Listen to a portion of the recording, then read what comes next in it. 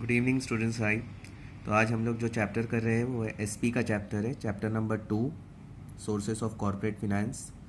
तो जैसे कि तुम लोगों को पता होगा, हम लोग ने सोर्सेस ऑफ कॉर्पोरेट फिनेंस का कल एक लेक्चर देखा था, जिसमें हम लोग ने ये देखा था कि कैसे कंपनीज़ जो चलती है बड़ी बड़ी, उसको जो पैसे की ज़रूरत पड़ती है वो कहाँ कहाँ से पैसे कलेक्ट करती है अपनी कंपनी चलाने के लिए, कौन कौन से सोर्सेज यूज़ करती है, जैसे shares, debentures, bonds, public deposits, long term loan, short term loans. ये सारे पैसे से कंपनी चलती है। तो इस तरीके से कंपनी अपने बिज़नेस को चलाती है। तो जिस तरीके से हम लोग देखते हैं कि कंपनी शेयर्स के थ्रू पैसे कलेक्ट करती है। तो शेयर्स क्या होता है? शेयर्स का मतलब होता है, जैसे अगर किसी को बिज़नेस स्टार्ट करना है, बड़ी कंपनी स्टार्ट करना है और 100 करोड़ रुपए की ज़रूरत है और उसके पास 40 करोड़ है। 100 करोड़ में से 40 करोड़ है उसके पास और 60 करोड़ और चाहिए। तो वो क्या करेगा? 60 करोड़ का जो हिस्सा है, मतलब उसको जो 60 करोड़ की ज़रूरत है, वो अपनी कंपनी का जो है शेयर्स मतलब हिस्सा जो है उसको बेचेगा। अब वो जो बेचेगा अपना कंपनी का हिस्सा, तो जो जो लोग खरीदेंगे, अगर एक शेयर 100 रुपये का बेचता है तो कुछ लोग एक शेयर खरीदेंगे, कुछ 5, कुछ 10, कुछ हज़ार, कुछ लाख, सबकी अपनी अपनी कैपेसिटी के हिसाब से लोग खरीदेंगे। और जो लोग शेयर्स खरीदेंगे वो लोग उस कंपनी के ओनर बन जाएंगे, क्योंकि शेयर होल्डर्स कंपनी के ओनर बन जाते, हिस्सेदार बन जाएंगे। उस 60 करोड़ रुपए जो उसके पास कम है, उस 60 करोड़ के लोग हिस्सेदार बन जाएंगे। जो जो जितने जितने शेयर्स खरीदेंगे उतने हिस्से के मालिक बन जाएंगे, और इसी को कहते हैं हम लोग शेयर्स। तो ये जो शेयर्स होता है कंपनी का हिस्सा होता है, और इसके थ्रू जो कंपनी पैसे कलेक्ट करती है वो कंपनी अपनी पूरी लाइफ टाइम तक यूज़ कर सकती है। जब तक कंपनी चल रही है उसको पैसे को वापस देने की ज़रूरत नहीं है लोगों को जिसने शेयर्स खरीदा है। हाँ, लोग जो शेयर्स खरीद लेते हैं वो बाद में जब वो शेयर मार्केट में लिस्ट हो जाता है, फिर वो एक दूसरे को शेयर्स को क्या कर सकते हैं? बेच सकते हैं। मतलब लोग आपस में जो जिसको चाहे बेच सकता है, जो खरीद सकता है। इस तरीके से वो शेयर मार्केट में रोज़ बिकता और ख़रीदा जाता रहेगा। ओके, जब तक कंपनी चलते रहेगी। उसके दाम बढ़ेंगे, कम होंगे, डिपेंड ऑन द मार्केट। तो इस तरीके से कंपनी के पास हमेशा के लिए वो पैसे आ जाएंगे। उससे कंपनी क्या खरीदेंगी? असेट्स, जायदाद खरीदेगी। जायदाद खरीद सकती है और उसको बाकी और भी अपने प्रोसेस के लिए, कुछ यूज़ करने के लिए भी इस्तेमाल कर सकती है। वो कंपनी के ऊपर डिपेंड करता है। तो इस तरीके से कंपनी शेयर से पैसे कलेक्ट करती है। अब शेयर्स में 2 टाइप के शेयर्स होते हैं, जिसमें एक होता है इक्विटी शेयर्स और दूसरा होता है प्रेफरेंस शेयर्स। तो आज हम लोग इक्विटी शेयर्स पे फोकस करते हैं। ये इक्विटी शेयर्स होता क्या है? तो शेयर्स मैंने बताया जैसे हिस्सा। अब तुम लोग जब हिस्सा लेते हो कंपनी में, तो जब जब कंपनी को फ़ायदा होता है, हर एक साल में कंपनी बैलेंस शीट बनाती है, चेक करती है, उसमें प्रॉफिट होता है तो कंपनी चाहे तो डिविडेंड दे सकती है। डिविडेंड मतलब जो प्रॉफिट होता है उस प्रॉफिट में से हिस्सा। जैसे 40 करोड़ तो कंपनी ने खुद का, जिसने स्टार्ट किया उसका है, बाकी का 60 करोड़ लोगों का है। अब जिन जिन लोगों ने शेयर्स खरीदा, जब प्रॉफिट होगा तो उस हिस्से में से उस प्रॉफिट को बांटा जाएगा लोगों को, और जब वो दिया जाएगा जो शेयर होल्डर्स को, तो उसको डिविडेंड कहते हैं। क्या कहते हैं? डिविडेंड। ओके, ये कंपनी डिसाइड करती है। तो इस तरीके से कंपनी चलती है, और अगर लॉस होता है तो कंपनी डिविडेंड नहीं देती है ज़्यादातर। तो इक्विटी शेयर्स है, तो हम लोग यहाँ पढ़ते हैं equity shares are those which do not have any special rights. Equity shares वो शेयर्स है जिसके पास कोई स्पेशल राइट्स नहीं है। जैसे मैंने कहा कि इक्विटी शेयर्स होते हैं और प्रेफरेंस शेयर्स होते हैं। तो प्रेफरेंस जो शेयर्स होते हैं, P for preference, preference shares को स्पेशल राइट्स मिलते हैं, उनको, वो शेयर होल्डर्स को कुछ ज़्यादा बेनिफिट्स मिलते हैं, और इक्विटी शेयर होल्डर्स जो होते हैं उनको कम बेनिफिट मिलते हैं। इसके लिए लिखा है कि यहाँ पर इनको कोई स्पेशल राइट्स नहीं होते। Are those which do not have any special rights in respect of payment of dividend. अब डिविडेंड मैंने अभी बताया, जब कंपनी को प्रॉफिट होता है, कंपनी अपने शेयर होल्डर को उसमें से हिस्सा देती है, उसको डिविडेंड बोलते हैं। अब क्या होता है कि इन लोगों को जो डिविडेंड है, जब कंपनी को प्रॉफिट होता है तो कंपनी पहले जो डिविडेंड देती है वो प्रेफरेंस शेयर होल्डर्स को देती है। P for preference. प्रेफरेंस का मतलब ये कि उनको पहला चॉइस मिलना चाहिए, तो उनको पहले डिविडेंड मिल जाता है और उसके बाद ही इक्विटी शेयर्स को मिलता है। तो इक्विटी शेयर्स को बाद में डिविडेंड दिया जाता है, मतलब लास्ट में डिविडेंड दिया जाता है, पहले प्रेफरेंस को। इसलिए लिखा है विच do not have any special right. इनके पास कोई स्पेशल राइट नहीं है। जब डिविडेंड मिलता है तो पहले प्रेफरेंस को मिलेगा, बाद में इक्विटी को मिलेगा।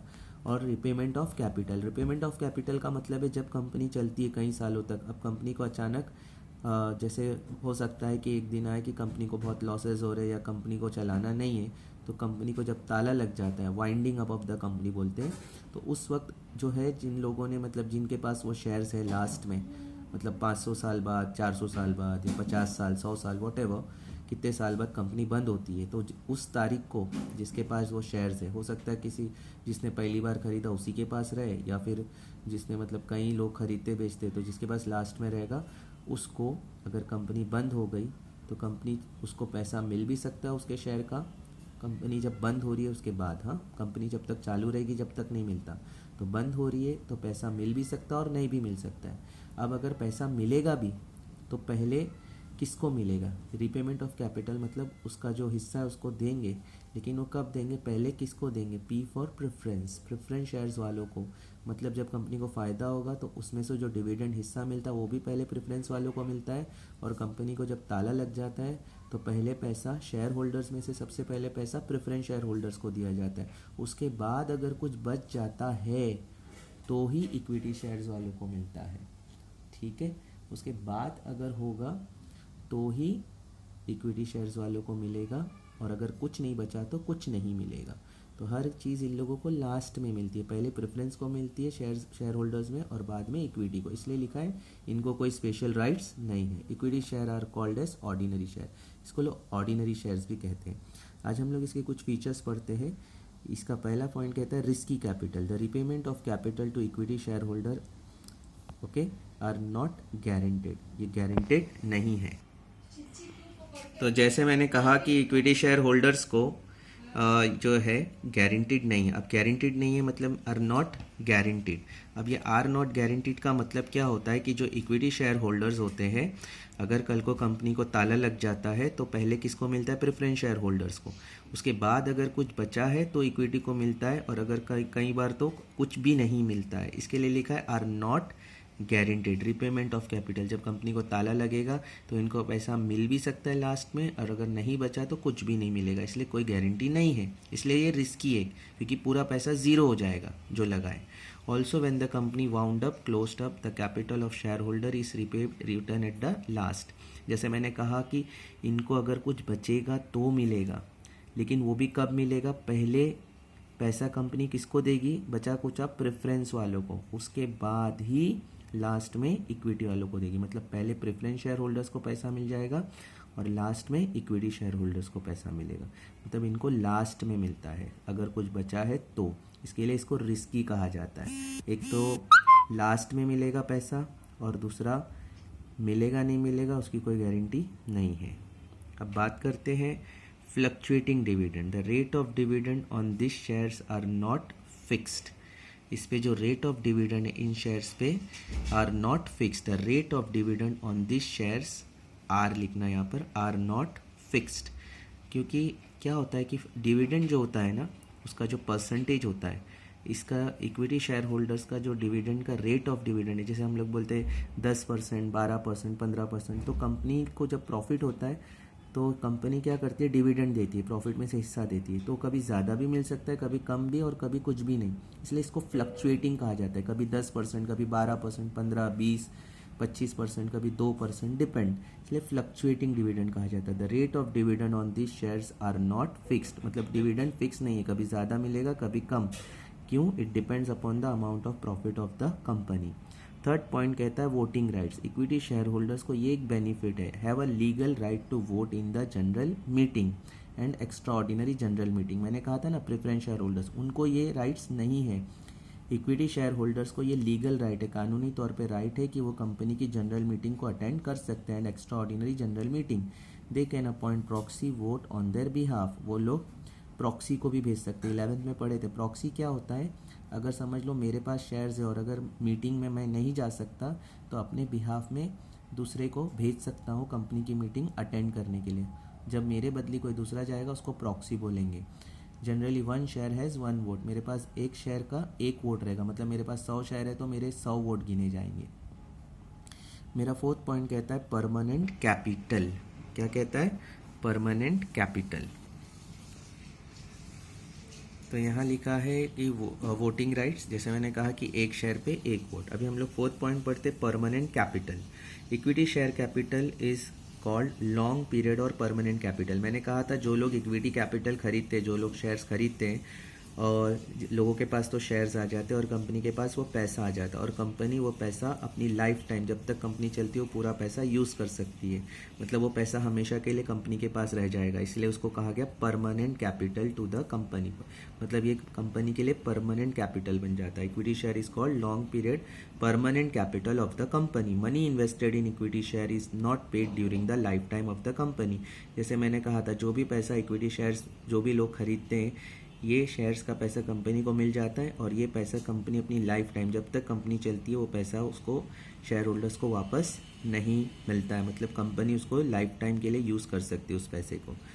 Fifth point, transferability. Equity shares are transferable property. Equity shares को जैसे मैंने कहा था, हम लोग एक बार खरीद के उसको किसी और को बेच सकते हैं, वो किसी और को बेच सकता है। मतलब जितने बार चाहे लोग उसको बेच सकते हैं और ख़रीद सकते हैं, इसलिए उसको ट्रांसफरेबल कहा गया। It can transfer from one person to another as per the procedure mention in article of association. अब ये आर्टिकल ऑफ एसोसिएशन क्या होता है कि हर कंपनी के कुछ कानून होते हैं, और वो कानून जो होते हैं वो किस में लिखे जाते हैं, मेमोरेंडम ऑफ एसोसिएशन और आर्टिकल ऑफ एसोसिएशन।